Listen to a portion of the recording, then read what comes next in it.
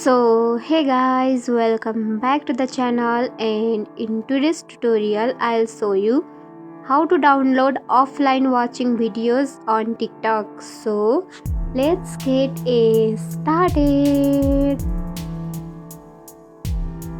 At first, make sure you have the TikTok app downloaded from Google Play Store or App Store, and also make sure that you have logged into your account.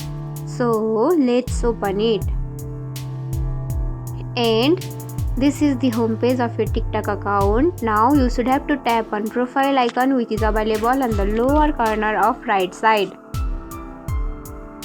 Then you can see the option of 3 line, which is available on the top right corner of your screen, so tap on it.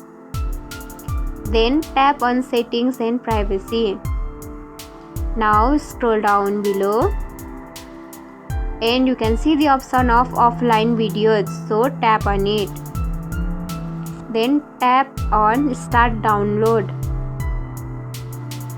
Then you can stay up to when downloading shows 100%, or even you can pause it by tapping on pause icon, which is available on the lower corner of right side. And this video, and you have watched those videos within 30 minutes, that videos will be downloading in this device.